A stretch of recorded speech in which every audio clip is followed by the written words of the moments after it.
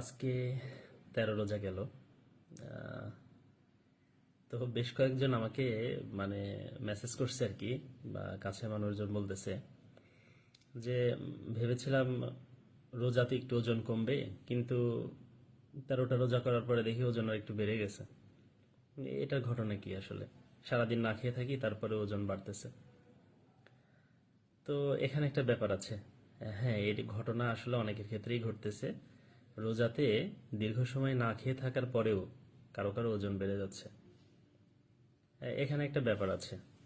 আসলে আমরা যে আমাদের যে খাদ্যাভ্যাস, আমরা যেভাবে খাওয়া দাওয়া করি, এটাই এটার মূল কারণ আর কি। হ্যাঁ, আমরা দেখা যাচ্ছে যে প্রায় 12 থেকে 13 ঘন্টা না খেয়ে থাকতেছি, কিন্তু একবার ইফতারের পরে সন্ধ্যা 6টার পর থেকে রাত 4:30 5টা পর্যন্ত এই সময়ের মধ্যে প্রায় আমরা 3বার খাওয়া দাওয়া করতেছি। একবার ইফতার, রাতের খাবার প্লাস সেহরি। তো কেউ কেউ অধিক পরিমাণে খাবার গ্রহণ করছেন, সাথে অতিরিক্ত তৈলাক্ত এবং মিষ্টি জাতীয় খাবার, যেটাতে প্রচুর ক্যালোরি, কিন্তু আপনার বডির জন্য ইফেক্টিভ না। কার্বোহাইড্রেট বেশি খাচ্ছেন, প্রোটিন কম খাচ্ছেন, এবং তেল জাতীয় খাবার বেশি খাচ্ছেন, যেখানে আপনার অল্প একটু খাবারে আপনার ক্যালোরি অনেক হয়ে যাচ্ছে।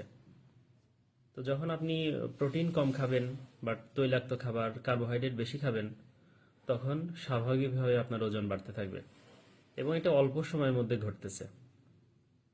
তো এই জন্য যারা স্বাস্থ্য সচেতন, তারা আপনারা এই বিষয়টা খেয়াল রাখবেন। আপনার ইফতারে হেলদি খাবার খাওয়া ট্রাই করবেন।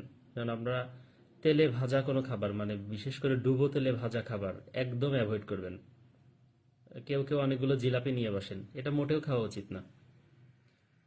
100 গ্রাম জিলাপিতে প্রায় 40 থেকে 50 গ্রাম চিনি থাকে। এটা তো বিষের সমতুল্য।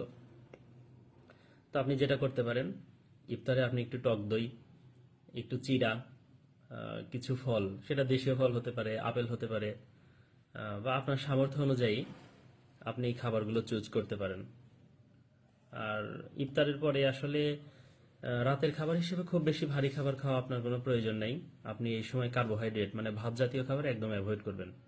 খেলেও সামান্য পরিমাণে ভাত, কিন্তু আপনি এই সময় প্রোটিন অংশটা একটু বেশি নিতে পারেন। যেমন 2 পিস মুরগির মাংস, অথবা আপনি 2 টুকরো মাছ খেলেন, সাথে একটু সালাদ খেলেন।